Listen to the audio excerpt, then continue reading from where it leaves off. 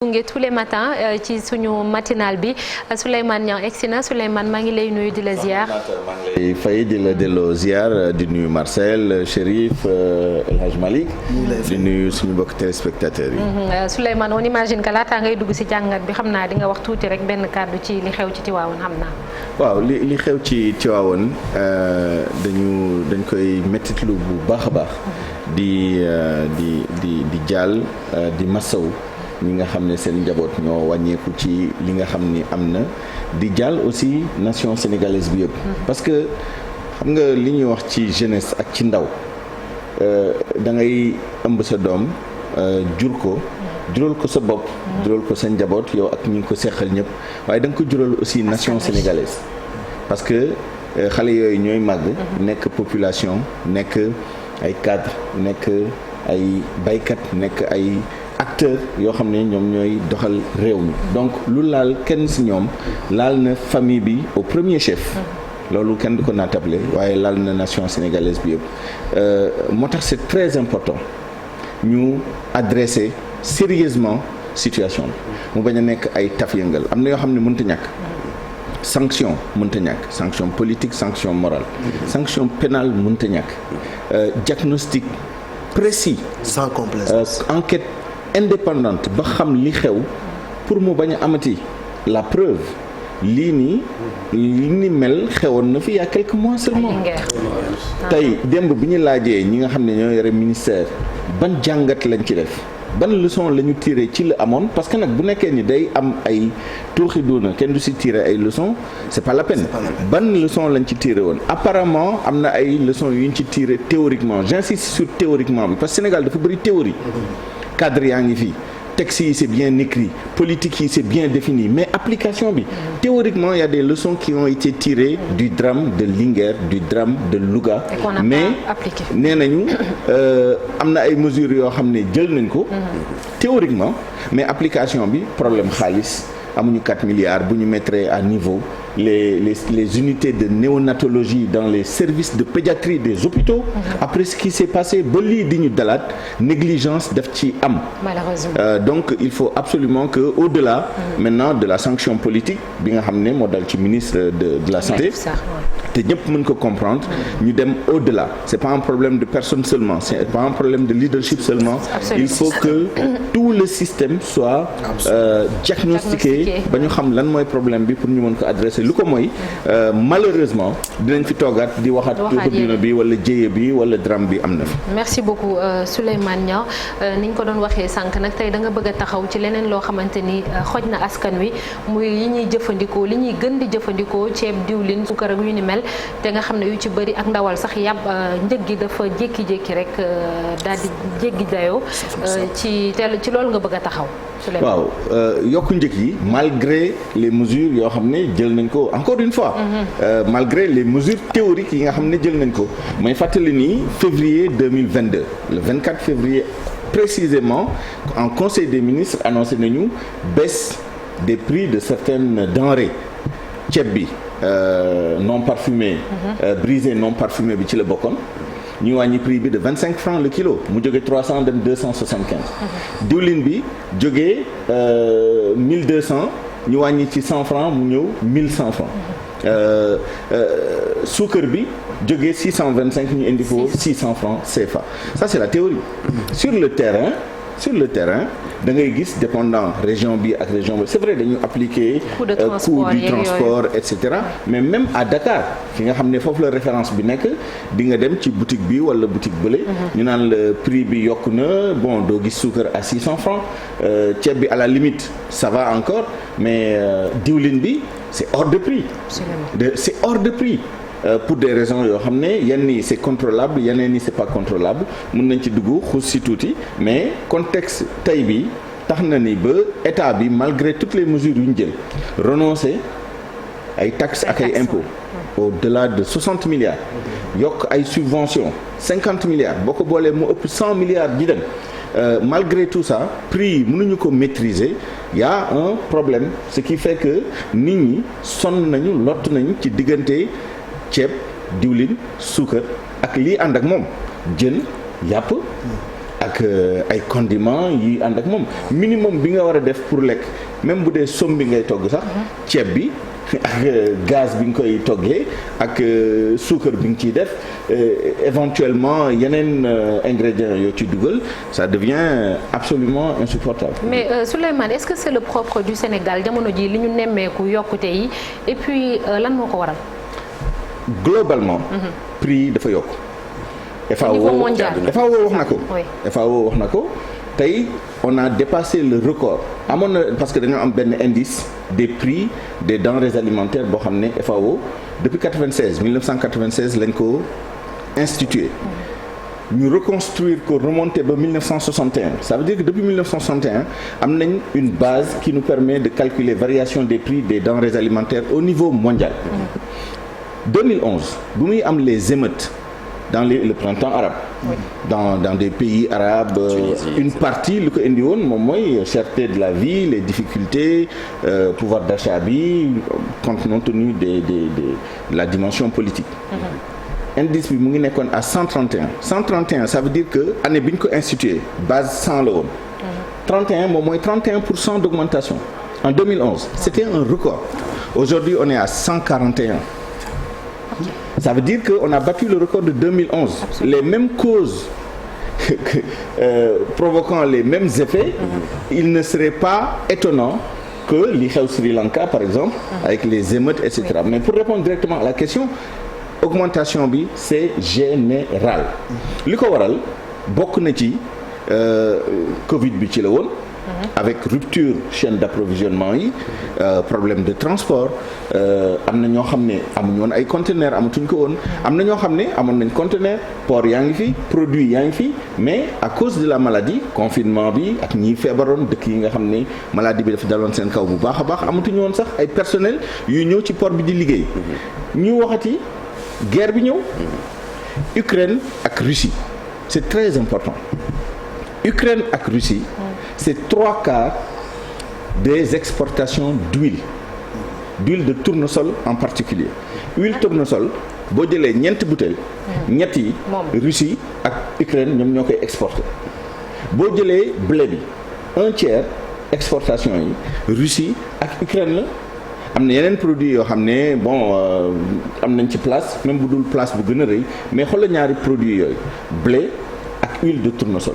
les plus grands exportateurs ñaari réew yooyu la puisque dafa nekk en guerre production Ukraine dafa wàññeeku complètement te day gën a jëm ci kanam parce que guerre baa ngi continuer donc loolu facteur bu am importance la mu demati ba ci biir Inde bi nga xam ne moom tamit consommation am dafa bëri waaye itam da doon exporter mais ñoom tamit ñu téye ci diw bi boo jëlee amoon na benn moment ñun suñu diw huile de palme raffiné bi nga xam ne bokk na ci produit yi nga xam ne dañ ko encadré prix bi fii ci Sénégal Malaisie Indonésie Côte d'Ivoire fa la ñuy importer ñun mais Malaisie ak Indonésie amoon na benn moment ñoom tamit dañoo arrêté seen i exportation pour seen propre consommation donc ça crée des difficultés approvisionnement il y a une crise de l'offre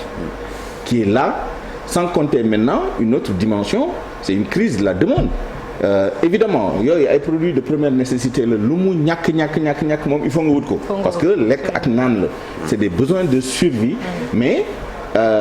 encore faudrait-il mu am dara sa biir poche mooy pouvoir d'achat bi donc ce sont des facteurs combinés et des interactions très complexes entre dimensions yëpp moom mooy indi li xew mais faut pas l'occulter problème global la Sénégal nag am na nu ñu koy jéem a traiter avec l'action du gouvernement malgré tout ça les difficultés sont là. mais état bi ak subvention yi mu def. waaw war naa mën a supporter coût yi ba nit ñi duñ ko yëg mais bu fekkante ne ministère des finances génnoon na fi ne à travers moo ko ministre commerce bi ñu defee conférence de presse boobu wax ko par yi nga xamante ni moom la ñu dugal ci njëg yi ngir dimbali askan donc ñu mën a yëg li nga xamante ni mooy li ci yokk. waaw amaana bu ñu ko deful woon. dina gën a tar lii donc il faut voir aussi dimension boobu. amaana bu ñu ko deful woon dina gën a metti nu mu mettee nii waaye teewul ñu ngi def waaye mu ngi metti ba tey mooy li ngay wax li lu ko waral moom mooy que ni doole état dafa am fu mu yem mën nga joxe ay subvention ñi nga xam ne ñoom ñooy importer di jaay ni ñuy def ak ñi di def diwlin encourager leen wàññi leen ay taxes ay impôts ak yi ni mel yooyu yëpp day am mais day dem ba si yàgg loi du marché moom mooy parce que kii di importer loo ko jàppale bu demee ba ci biir bu nekkee nii malgré li nga ko jàppale ak prix yi nga ko imposé ci marché bi amul marge day bàyyi importation bi day dem importer leneen wala mu toog noppalu parce que moom def na ay réserve denc na xaalis am na yeneen source placé na xaalisam ci ay actifs financiers yoo xam ne ñu ngi koy rapporter mën na toog bañ a importer bu boobaa na ngay def loolu xaw ne xew ci diwlin bi tuuti parce que dafa amoon ay acteurs importants yoo xam ne dañoo toog ba ci yàgg ne ñun amatuñu intérêt di importer au prix du marché mondial malgré toutes les facilités yi ngeen ñu defal pour ñu importer ak subvention yi ngeen ñu jox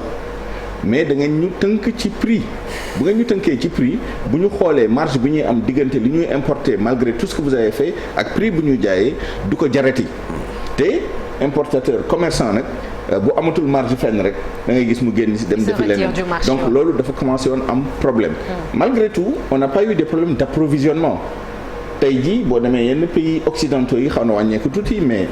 semaines yi ñuy génn weer yi ñuy génn amoon na ay dëkk yoo xam ne rayon yi nga xam ne dañ fa doon jaay huile de soja amul woon ba ñu dem ba koy rationné mënoo jënd lu ëpp ñaari butéel wala mënoo jënd lu ëpp ñetti butéel ci benn magasin donc loolu dalul Sénégal mais y a probablement une limite boo xam ne bu ñu fa eggee dinañ nekk ci situation yooyu bu nekkee situation bi continuer na guerre bi ak yu ni mel li ci pexe yi xaw na bëri tuuti li ñuy def li pexe la subventionner importation bi renoncer à des taxes et des impôts mais il y a des mesures un peu plus structurelles beneen bi aussi moom mooy yokk dara ci poche nit ñi moom mooy cash transfert yi ñuy def yooyu yëpp day contribuer ci yokk pouvoir d'achat bi yokk salaire yi ñu yokk yi xaw ko indexé wuñ ko ci inflation bi mais c'est comme si dañ ko xawoon indexé ci inflation bi moom mooy yokk xaalis bi nga xam ne mooy nekk ci poche nit ñi pour ñu mën a jënd mais mesure structurelle réellement yi ñu war a def surtout ci yenn produits yi moom mooy lu mel ni diwlin on a la Sonacos on a la am nañ gerte am nañ diwlin suñu exactement c'est-à-dire jusqu'à présent li ma comprendre moom mooy point d'inflexion bi xam nga li taxoon par exemple diwlin ci Sonacos c'était pas compétitif moom mooy que ni importer diwlin bi moo gën a yomb bien que amoon na taxe d'ajustement tout ça pour xool nañu équilibrer mais ba tey importer def négoce importer jaay en l'état wala importer en vrac conditionné jaay sur le marché c'était plus rentable que nga topp processus de production bi nekk ci usine jël matière première employé ay nit def électricité ay intrants ak yi ni mel mais jusqu'à quel moment le Sonacos di compétitive par rapport ak ñi di importer parce que prix au niveau international mu ngi yokk boo xam ne dina am benn moment boo xam ne normalement Sonacos war na mën a produire à des prix compétitifs par rapport ak li ñuy importer et c'est ça que je ne comprends pas un tout petit peu loolu mooy mesure structurelle yi. mais te boo déggee ay jamono directeur général bu Sonacos nee na ñoom li ñuy produire mënut a satisfaire demande bi sénégalais yi. li ñu mais c'est ça loolu mooy mesure structurelle yi c'est-à-dire il n'est jamais trop tard pour prendre les mesures structurelles bu ñu jël mesure structurelle tey c'est pas pour demain c'est pas pour que suba ñu am diwlin c'est pour que lii xew nii bu xewaatee dans 5 ans 10 ans ñu bañ ko yëg fekk ñun faggu nañu préparé wu nañu yokk nañ suñu capacité de production am na yenn yoo xam ne dañ ko maîtriser prix électricité dañ ko encadrer au Sénégal amoon na benn moment c'était très cher par rapport ak li xew ci parce que boobu prix pétrole bi dafa wàññeeku woon et tout mais tey jii c'est presque avantageux parce que c'est tellement subventionné tey jii 300 milliards la ñuy def ci subvention énergie lu ci gën a bëri ci Sénégal lay dem ça veut dire que maîtriser nañ yenn coût de production yi électricité salaire yi fii demeewut noonu ñu ngi yokkal waa fonction publique waaye dans le privé demeewut noonu le salaire moyen il est très bas ça veut dire que les facteurs de production aujourd'hui sont à la faveur des industriels y compris de la Sonacos bu ñu ko gérer normalement yokk capacité de production yi amaana dinañ dem ba ci biir ak gerte bi ñuy wax ni ñun ñu ngi koy bay 1,6 million 1,7 million tonnes dans ce pays évidemment il faut ñu exporter benn partie bi on a besoin de recettes de devises avec nos exportations on a besoin yi nga xam ne mooy taxes yi ñu ci doon jëlee 9 milliards yi nga xam ne moom lañ doon imposer ñii di exporter affaire yu mel noonu mais day dem benn moment boo xam ne état war na mën a jël mesure structurelle telle que Indonésie ak Malaisie lu ñu def bu ñu demee ba nga xam ne arrangé tu leen dañoo arrêté seen exportation xam nañ ni bu ñu arrêté exportation ñu ngi renoncer à des recettes en devises mais c'est la meilleure décision à prendre day am benn moment boo xam ne da nga naan sama gerte du ma ko exporter damay yokk samay capacité production tissu industriel y a pas que la Sonacos d'ailleurs y a d'autres huileries yu nekk fii ci Sénégal plus ou moins importantes bu ñu boolee seen capacité ñoom ñëpp ak gerte bu ñuy produire fii ak courant bi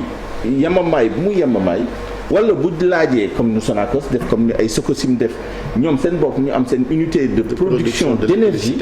bu boobaa ñu am production boo xam ne côté huile bi au moins dina demee boo côté sucre même chose le blé aussi ndax dégg nañ meññee ñoom tamit am nañu ay céréales yoo xamante ni depuis le temps ñu koy wax pour ñu valoriser leen pour au moins yu mel ni tamit bu xewee ñu bañ cee loolu tamit beneen mesure la non pas budgétaire non pas fiscale non pas et cetera mais des mesures nécessaire état responsabilité am aussi moom mooy muy sensibiliser di ñaax nit ñi di jël ay mesures incitatives pour que nit ñi aussi mën a adapter yenn comportement de la même manière du changer du jour au lendemain bu doon loolu la depuis les années 80 nit ñi ñu ngi lekk mburu dugub wala ñu ngi lekk leneen c'est difficile mais il faut y aller avec détermination avec consistance comme disent les Anglais, c'est-à-dire continuer permanence di continuer di sensibiliser di jël ay mesures incitatives pour changer les modes de consommation et ça tout le monde doit y participer c'est pas que de la sensibilisation c'est aussi de la recherche appliquée ay ISRA nit ñi di xool nan la ñu mën a gën a yokku parce que da ngay def ay enquête nit ñi da ngay defar ay produits di leen jox di tester ñu naan la lii de wute naag li ñu doon lekk lii bu xawoon gën a saf suukar tuuti wala bu gënoon xaw a saf suukar nii wala ngeen wàññi dugub bi yokkaat tuuti blé bi et cetera ba nga xam lan mooy gu nit ñi nga jëm leen ci ñaax xale yi ñu leen koy tàmmal bu nekkee dafa am ay cantine scolaire ñu koy dugal foofu je veux dire am na yoo xam ne c'est des mesures immédiates malheureusement suñu état aussi dafa bëri lu muy def ci mesure immédiate nii rek lu xew rek mesure tactique lii xew na ma jël mesure bi et cetera mais au fond il y a des politiques je ne peux pas le nier il y a des politiques mais politiques yooyu il faut ñu renforcer ko pour que du point de vue structurel tant ci industrie yi tant ci comportement yi suñu ay consommation ñu fexe ba li ci gën a bëri ñu koy produiral suñu bopp autosuffisance bi c'est très important c'est très important dernière intervention Alaaji Malick dañ koy jëlee bitim réew mais tey bu jamono demee ba egsi fii mu egsi nii tey ku nekk da nga war a xalaat sa bopp tey ndax jotul